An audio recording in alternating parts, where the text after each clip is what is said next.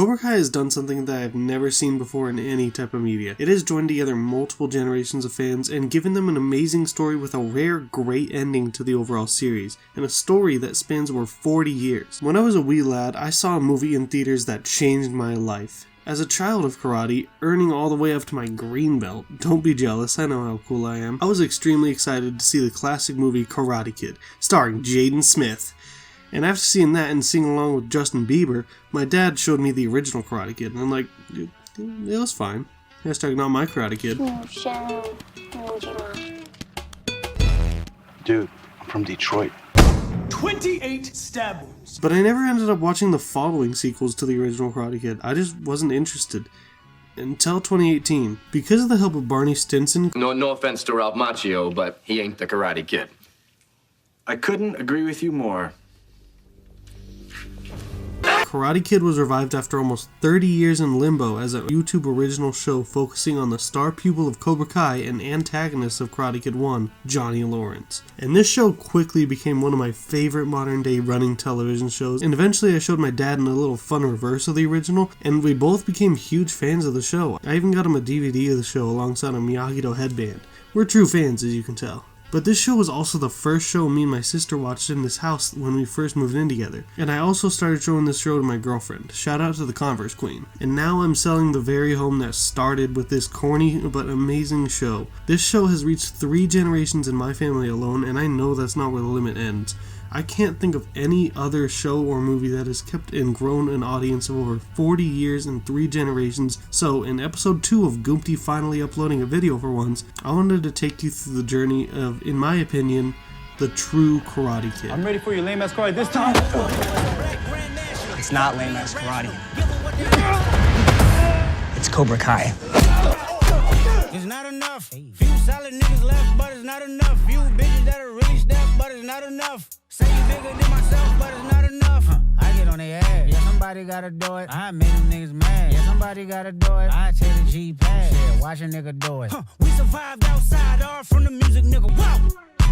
It's not enough. Few solid niggas left, but it's not enough. The Karate Kid story has a very simple structure, so expanding that structure into a 6-season television show is not an easy task. The story of Daniel LaRusso begins as this wimpy bitch who gets into fights with the town's dojo full of karate thugs. Not the best choice of people to pick fights with, but go off king. He gets his ass kicked, of course, but with the power of old man magic, he learned Miyagi-Do karate and ends up going on to win the All Valley tournament against that very dojo and their main champion, Johnny Lawrence. But we're not here to talk about Danny Boy, we're here to talk about another wimpy bitch kid named Miguel motherfucking Diaz.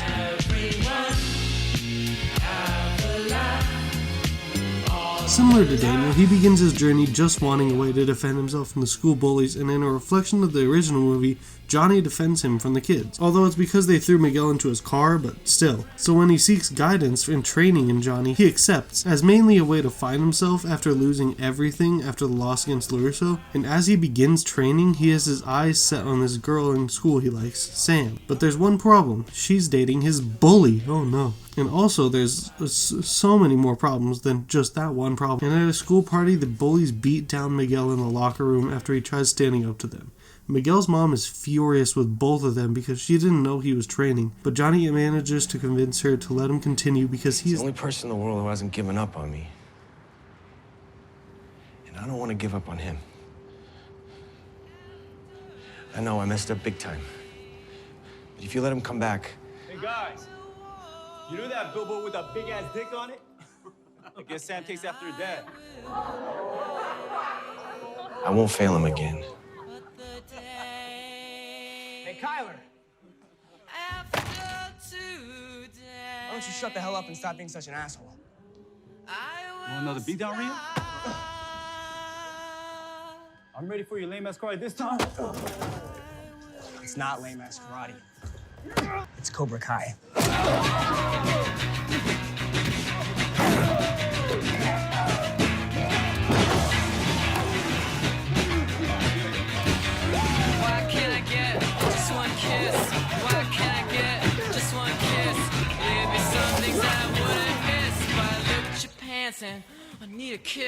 Eventually, with all of his training, he stands up to the bullies when they turn against Sam when she doesn't sleep with Kyler.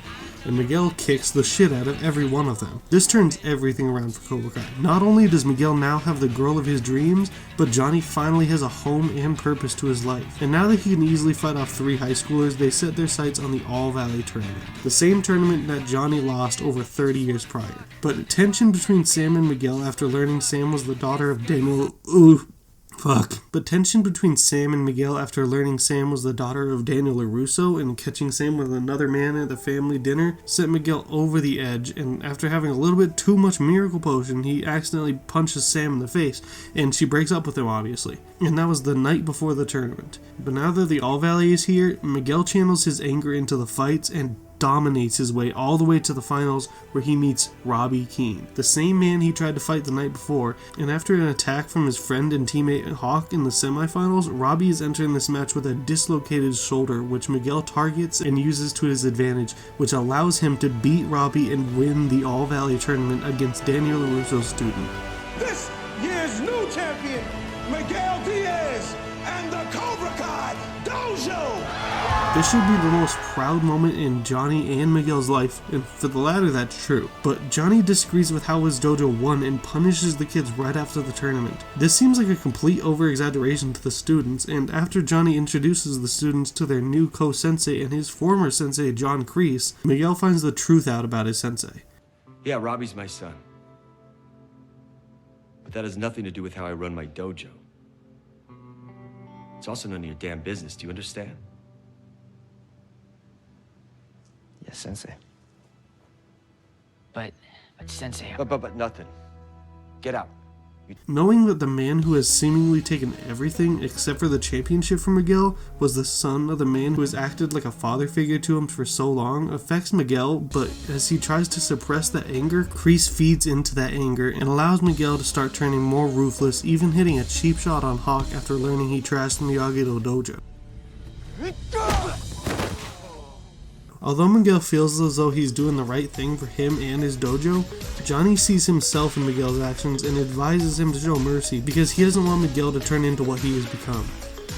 Johnny realizes that bringing Kreese back into Cobra Kai was a mistake, but a mistake that he could no longer fix.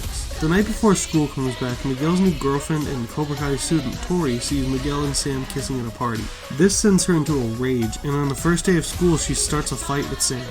And now that Robbie has also begun dating Sam, him and Miguel meet once again to brawl in the school, alongside everyone else in the school, including this guy.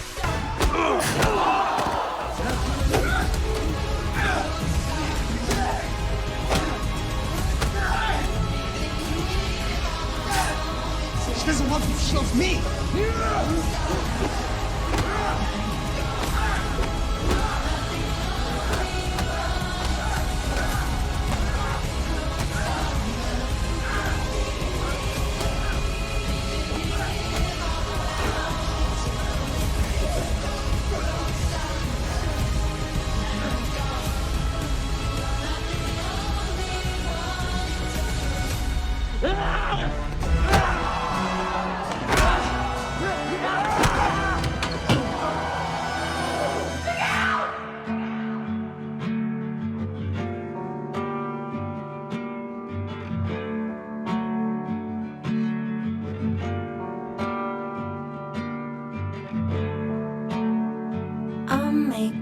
But in the end, as Miguel has Robbie pinned, he shows mercy. Listening to what his sensei taught him and being the better person allows an enraged Robbie to rally back and kick Miguel directly off the banister onto the railing beneath, sending Miguel into a coma. Sorry? Before Miguel met you, he was a sweet boy. He avoided fights. Now look what you did. I never want to see you again. Hey, Sensei, it's Miguel. Adam's girl trouble as well. You're better at this sort of thing than me. I'll come by the dojo after school. Miguel has been in a coma for 2 weeks and hasn't shown much sign of recovery, as Robbie is found and arrested and Johnny reverts back to drinking and bar fights, specifically Applebee's fights. Miguel finally fights through it and wakes up, but quickly learns that he is paralyzed from the waist down and may never walk again. After a while of attempting to regain the trust for his sensei after he failed him, he is let out of the hospital in a wheelchair where Johnny works hard to get him back on his feet, and after trying everything, and I mean everything, he's able to move his foot. And with this newfound mobility in his leg, Johnny takes things up a notch and gets Miguel back on his feet officially. Miguel. What?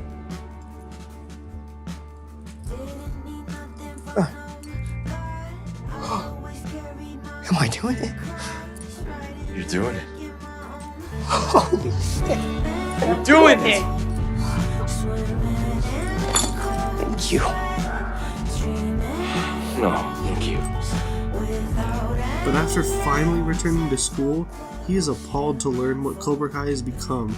These people he once considered to be his closest friends have gone to greater and greater lengths of villainy and has crossed lines he never even thought possible.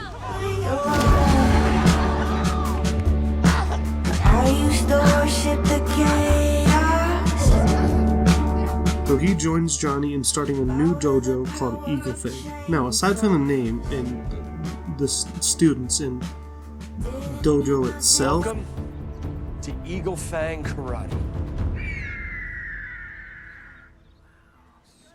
Eagles don't have fangs. they somehow work their way back into the All Valley tournament, and after Miguel and Sam work together to get the tournament uncancelled by the city, they return back to the Miyagi-Do dojo to reconcile and make amends. But Robbie is released from jail and catches them together. And filled with anger after losing everything, he joins Cobra Kai under Kreese's wing. Sam and Miguel, now back together, try to ally their two dojos together, but are ambushed at Sam's house by Cobra Kai and Miguel's ex-girlfriend. After fighting off Cobra Kai and his former school bully, Johnny and Daniel corner Kreese to finally put an end to things, but the kids don't think that's the way, so they agree to one final All-Valley tournament to decide which dojos stay and which ones go. Now with a new target, Johnny and Daniel work together to prepare their students for the tournament, and as one would predict, tensions arise quickly as Daniel begins taking Miguel under his wing, teaching him the way of Miyagi-Do. So with tensions continuing to rise, Johnny and Daniel break off into separate dojos once again, forcing the students to only learn one side. Both Sam and Miguel feel betrayed because they feel that the other dojo would be beneficial for their own skills, but they don't have a choice in that. And to make things more complicated, Johnny begins dating Miguel's mom, which ends up having Miguel receive special treatment and training, and he doesn't receive the proper training he needs. With the tournament right around the corner, the students attend prom, and in an after-party altercation, Sam, Miguel, Tori, and Robbie fight each other into the pool. Miguel blames Sam for the fight and feels as though everything is falling apart, and when he comes home, he finds Johnny laid out on his apartment floor after suffering an assault by Cobra Kai senseis and also alcohol. And when Miguel helps him to his room, the final blow to Miguel's mentality, Johnny says for the first time, I love you. I love you too, Robbie. Miguel, in the course of one night, lost every bit of motivation and fight he had in him. And as the tournament begins, he is clearly not the Miguel we know. And in the semifinals, attempting to prove that he can still fight even after his injury, he over-rotates and injures himself against his best friend. Although he can compete, Miguel chooses that karate isn't what's important anymore, and after losing everything, he needs to find himself again. So he flees to Mexico to find his biological father he never met. But now his father belongs to Breaking Bad, so after almost going blicky blicky bye bye, Johnny finds him in Mexico and brings him home. But along with him is Robbie. After realizing his wrongs in Cobra Kai, he left the dojo, and as an attempt to bring his boys back together, Johnny tricks them into being together. And after multiple failed attempts, he finally decides that the only way to make them get along is to let them beat the shit out of each other. And that's exactly what they do. And Miguel shows that if he made it to the finals once again against Robbie, he would have done what Hawk did and won the whole damn thing. And this fight actually seemed to work. Miguel, faced with the same situation Robbie was in the school fight, shows mercy and ends the fight. And this seems like a very cartoony, corny way to end this rivalry between two people who genuinely hate each other, but it's kind of necessary because these two are about to become brothers. Yeah, we're having a baby. We're supposed to tell you together, so make sure you act surprised. Johnny is having a baby with Miguel's mom, Carmen, and with this newfound alliance between former rivals, it allows Johnny to see his mistakes with Kflay and Miyagi-Do. They officially reband and get into the new tournament, bigger than any Fall Valley could ever be, the Sekai Taikai. The world's biggest tournament this year held in Barcelona, and after earning entry into this tournament through a battle with Cobra Kai, we get our team together and for one final time, Robbie and Miguel face off one-on-one to find out who will be the captain of the team going into the Sekai Taikai. And in a hard-fought, even contest, Miguel loses. Everything he's worked through, a coma induced by the man who just beat him, a tournament lost because of factors not controlled by himself, multiple failed relationships and broken friendships, he loses his one chance at finally making a name for himself in his hopes of attending college due to his family's financial status. He now has to congratulate the one person who has always stood in his way, and he loses everything. Months later, we arrive in Barcelona for the Sekai Taikai, and none other than Cobra Kai shows up with a completely new dojo from Korea formed by the previously escaped felon Kreese. And joining his team is Miguel's ex-girlfriend, Tori.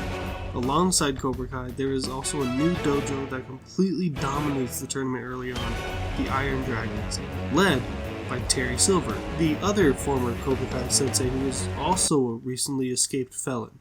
So the odds are extremely stacked against Miyagi-Do, but as you would expect in the show, Miyagi-Do gets their asses handed to them. I mean, the show's name is Cobra Kai. Did you expect them to lose? Let's go Quan! Let's go Quan! Miyagi-Do is nothing like they used to be.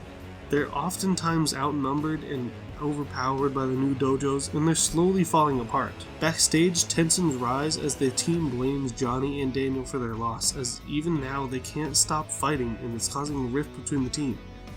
Especially Miguel and Robbie, as Miguel feels as though Robbie doesn't deserve the captain spot because he is too concentrated on his now girlfriend Tori and the Cobra Kai captain Quan, that's allowing Miyagi-Do to fall behind in points to the point where they're almost eliminated from the tournament altogether.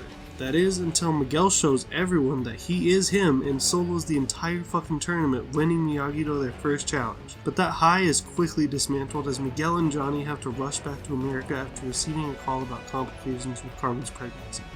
Although she ended up being alright, they missed a good portion of the tournament and the team is now falling behind because of it. Nonetheless, they end up making it to the semifinals, and now Robbie has to fight the Ultimate Karate Terminator, Axel, an unwinnable fight. They meet in the ring, and because of orders from Silver, Axel breaks Robbie's leg, forcing him to forfeit. And now with the death of the Cobra Kai captain, after the, once again, say it with me now, big, huge karate brawl. Why didn't you say all hope seems to be lost? The Sekai Taikai has always been unpredictable, but this year has been like no other. Samantha LaRusso has elected not to fight, officially ending Miyagi-Do Karate's impressive underdog run. This now concludes our semi-final matches. Cobra Kai not naming a replacement for their fallen captain means that Axel Kovacevic automatically becomes our new male champion.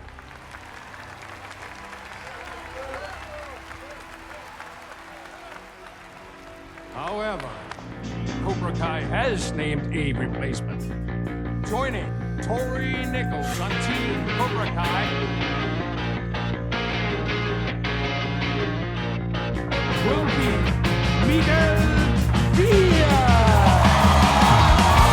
The whole town's been stood here in a line, the same shit, the 16th fucking time. I'm not down, I'm just waiting for a sign. My brain sits at the borderline.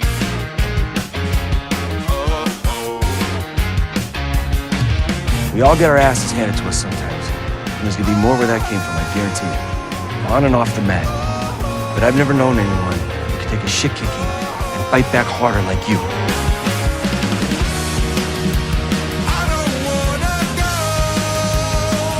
Miguel triumphs every hardship he faced, every roadblock he encountered, and finally, once and for all is crowned the champion of the Sekai Taikai and greatest Cobra Kai student there ever was. He gets the girl, he gets the college, and he gets the trophy. This story is only one of dozens of amazingly crafted stories in this show, and I think it is so beautifully made. Yes, it is extremely corny at times. Mercy.